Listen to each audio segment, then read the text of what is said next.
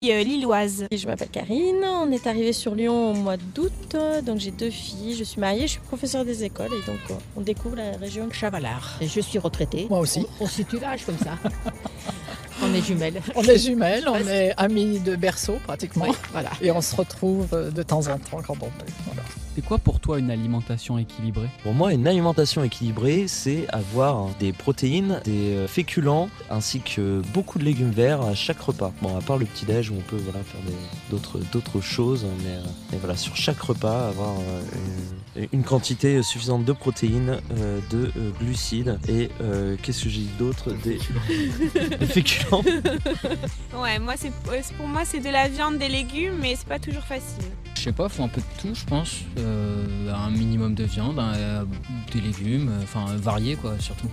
Rien en excès quoi. On en parlait juste il y a 2 minutes. Oui, pour c'est le vrai. petit bout. Hein. Oui. Ben, qui comporte une viande ou un poisson ou des œufs et légumes et féculents. Comme dans les restaurants maintenant, les restaurants Des céréales. pas trop mal, on met une portion de féculents et une portion de légumes. Pratiquement, presque pas partout, mais encore. Donc c'est équilibré. Voilà, et puis des laitages, bon, ça on les supporte, hein. Et puis des fruits. Les fruits, Oui. voilà. 5 fruits et légumes par jour. Oui, bon, ça, faut à peu près. Faut pas exagérer. À Faut peu pas près, exagérer. à peu près. Ils nous mettent ça à la télévision tous les jours. Il faut pas pousser quand même. Alors une alimentation équilibrée dans l'absolu, dans l'idéal, il faut qu'il y ait des protéines, des féculents, des légumes, des fibres, du laitage et des fruits. Penses-tu avoir une alimentation équilibrée ? Alors, on essaie, surtout quand on est parent et qu'on a des enfants, on essaye de donner l'exemple. Malgré tout, c'est pas toujours parfait et des fois, c'est pas toujours équilibré au niveau des proportions en tout cas. Il faut qu'on s'oblige à avoir dans l'assiette et au repas chacun de ces ingrédients-là. Après, le calibrage, c'est pas toujours... voilà, il y a des fois, il y a un peu plus de féculents et moins de légumes, surtout avec des enfants. Bien que si on les habitue tôt, ils sont capables d'aimer les légumes autant que les féculents. Et puis des fois, il faut aussi s'octroyer quelques plaisirs et avoir des repas où il n'y a pas du tout tout ça dans l'assiette, quoi.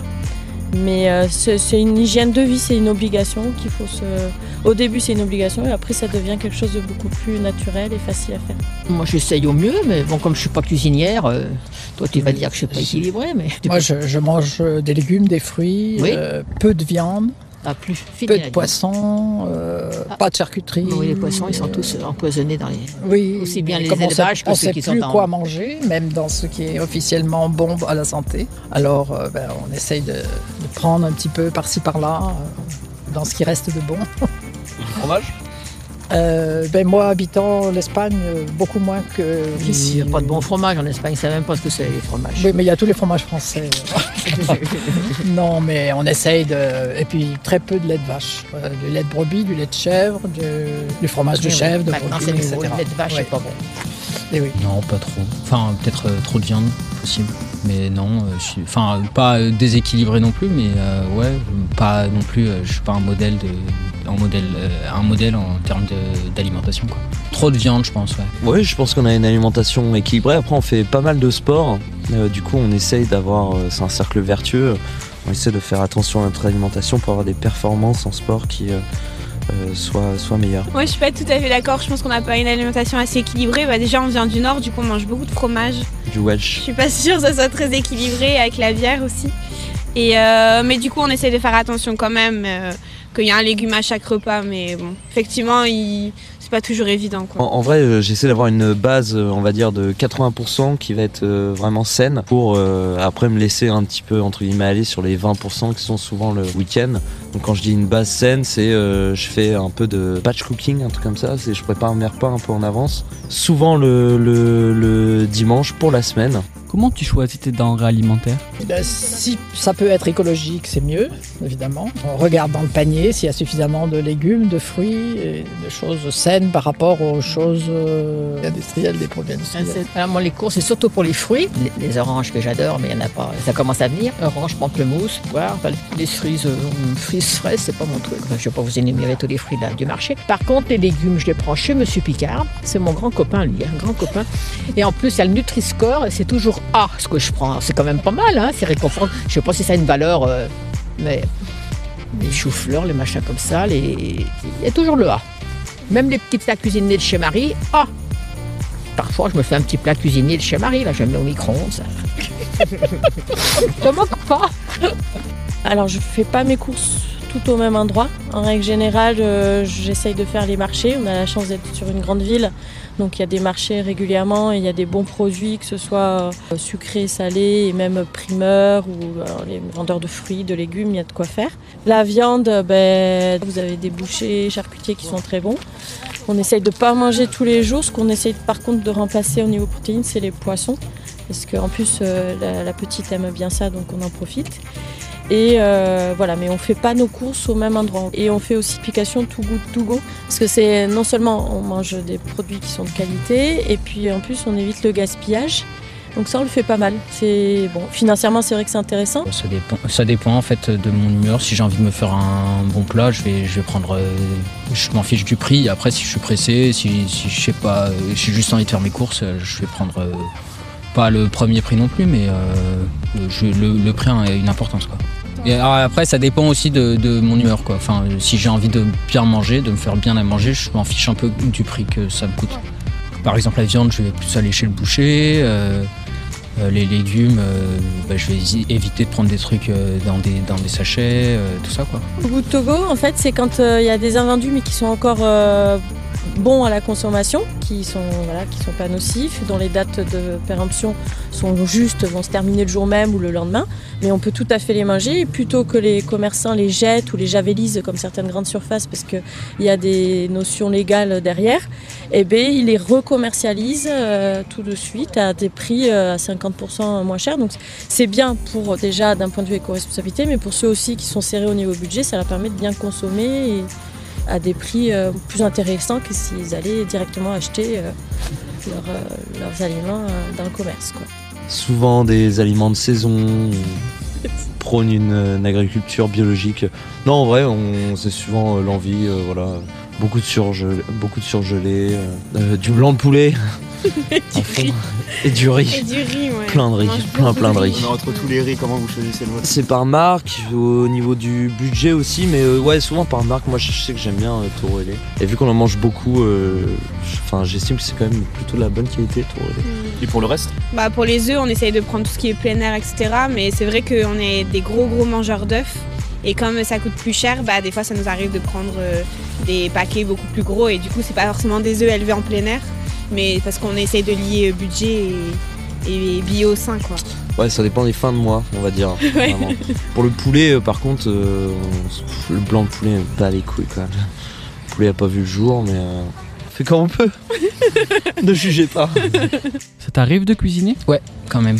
Un repas par jour, quoi. Enfin, je vis avec ma famille, donc, mais je cuisine quand même. Moi, je suis comme je suis toute seule, je suis très micro-ondes, mais c'est pas pour ça que je me nourris mal. Hein.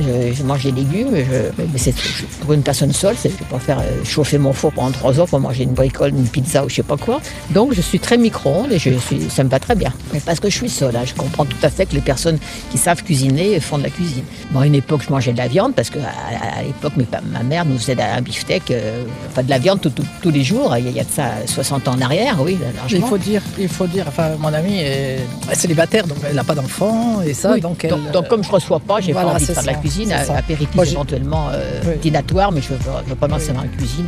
J'ai même pas les appareils pour différents. Je sais pas de cocotte minute, je sais pas où c'est encombrant. Moi j'ai cuisiné toute ma vie, oui. Maintenant mes enfants sont plus à la maison évidemment. J'ai souvent mes petits enfants.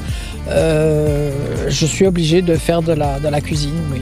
Et j'ai jamais perdu l'habitude de faire de la cuisine. Bon, actuellement, c'est un petit peu... Je me contente souvent d'une salade et puis quelquefois une omelette, tout ça, des choses simples. Mais de temps en temps, je me fais de la cuisine. J'évite de bouffer exactement la même chose midi et soir. Du coup, ouais, on cuisine quand même assez régulièrement. Ouais, tu cuisines. Je cuisine.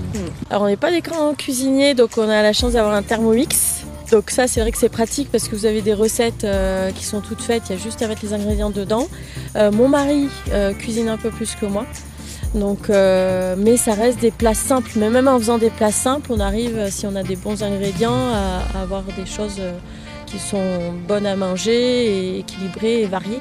Lorsque tu manges dehors, tu vas dans quel type d'établissement ? On fait pas de fast-food, sauf le dimanche si on est en PLS du samedi soir. Après, moi je suis très fan des Welsh. Alors c'est sur une base de pain que vous trempez dans de la bière. Vous allez rajouter sur cette base de pain un petit peu de moutarde, une tranche de jambon et 250 à 300 grammes de cheddar fondu dessus. Vous pouvez rajouter un œuf pour les protes et voilà.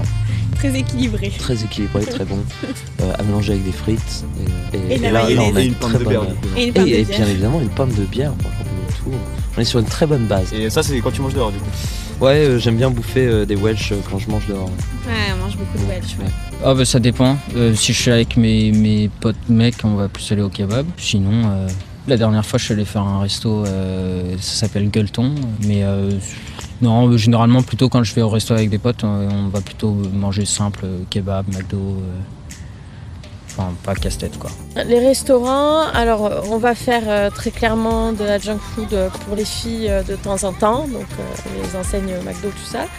Mais nous, c'est pas ce qu'on préfère. Nous, on aime bien plutôt les bouchons, les petits les restos un peu gastro.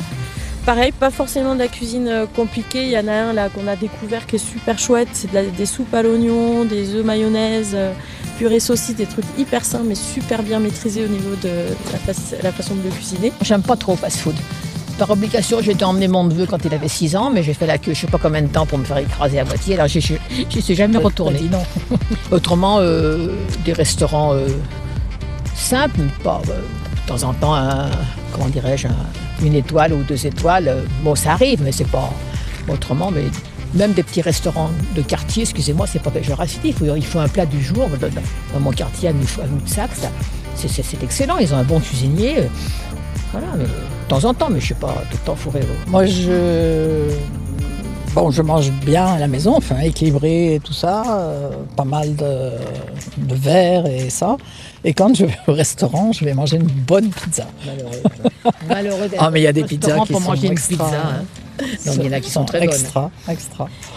C'est un petit luxe. Selon toi, ton alimentation a un gros impact sur l'environnement ? On mange Je- beaucoup de je vois saumon pas et je vois pas le effectivement, rapport. ça a un gros impact sur l'environnement. Non, mais après, en fait, c'est que nominativement parlant, est-ce que tu prends individu par individu, non, il n'y a pas d'impact, parce que de toute façon, on va manger ce qu'on nous propose.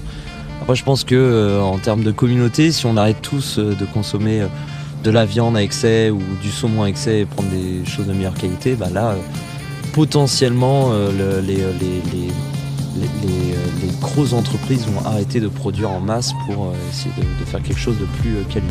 Donc j'ai envie de dire nominativement, non, je sens pas que moi j'impacte plus que ça la planète en consommant, mais en fait il faut regarder sur l'ensemble. Je sais pas trop en fait. Comment ça. Je peux pas bien répondre. Ouais. Je pense qu'elle est pas bonne particulièrement, mais après j'essaye un minimum, mais j'ai pas envie de, par exemple la viande, je sais que ça consomme beaucoup, mais je considère que si je la prends de meilleure qualité, ça réduit déjà. Et en fait, je peux sans nécessairement réduire ma consommation de viande, manger de la viande qui va moins polluer. Donc, Ah bah oui, forcément. Forcément, la façon dont on va consommer, si on comme ça, justement les trucs Too Good To Go, ces applications moi, que je trouve géniales. Il y a même des applications maintenant, je crois que c'est l'Intendance, c'est des sites où vous pouvez acheter des produits qui sont consignés dans des cartons, qui évitent à chaque fois de reprendre un sac ou de polluer en fait. Et donc du coup vous consignez et vous avez l'obligation dans 2 mois de recommander, mais avec le même carton, et eux ils vous amènent les produits directement, comme le principe du marché. Quand on va au marché, on n'achète pas des sachets en plastique, des composants comme ça. Maintenant on peut même faire dans les produits, alors c'est pas de l'alimentaire, mais les produits de toilette, de linge et tout ça, on peut le faire soi-même. Il y a plein d'alternatives qui permettent d'avoir une vision un peu plus responsable de ce qui va arriver si on continue sur cette lancée malheureusement. Et le Covid aussi, ça aide à réfléchir à ça. C'est quoi pour toi l'aliment qui pollue le plus ? Je devrais savoir ça en étant un stit, mais comme quoi on ne sait pas tout. Bon, je pense que tout ce qui est sucre, tout ce qui est produits sucrés, les barres, tout ce qui est gras et sucré, quoi, les barres chocolatées, les chips, tous ces trucs-là, ça doit pas. Qui utilisent de l'huile ou des produits un peu. Je dirais que c'est ça. Ouais. Sur l'ensemble, je pense que c'est la viande, le steak, le bœuf. Le bœuf, ouais. Parce que c'est genre pour 1 kilo de bœuf, c'est je sais plus combien de milliers de litres d'eau. Ouais. Et voilà.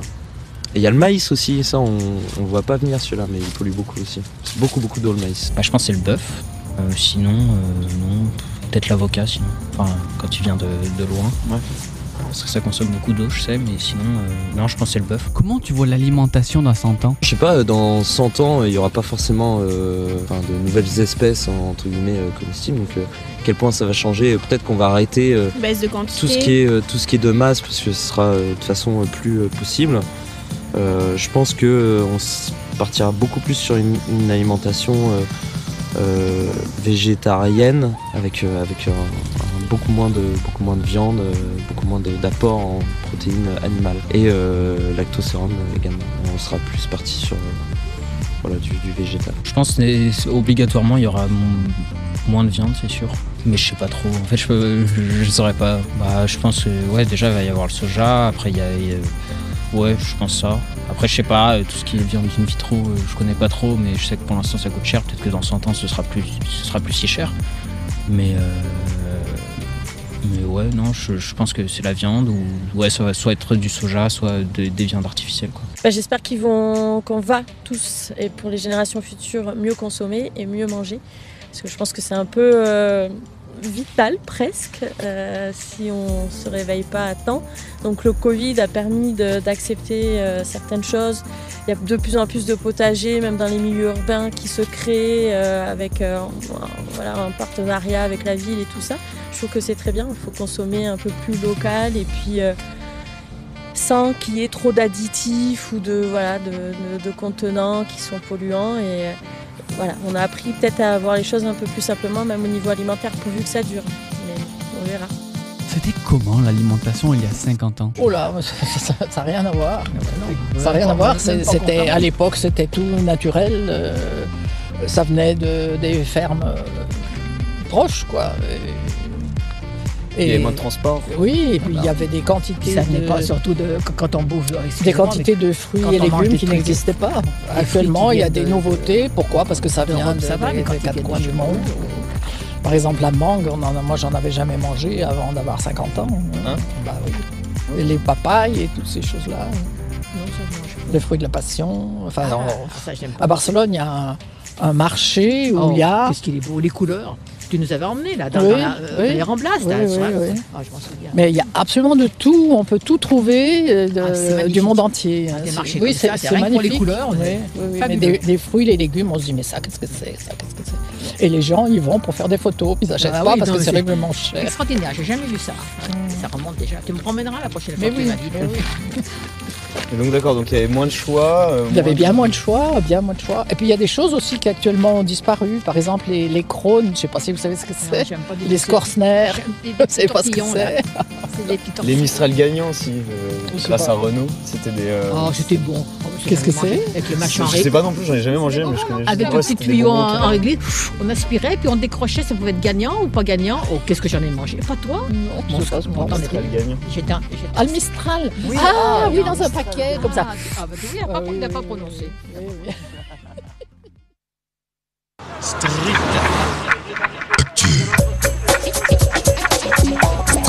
Actu. Nous n'en sortons pas.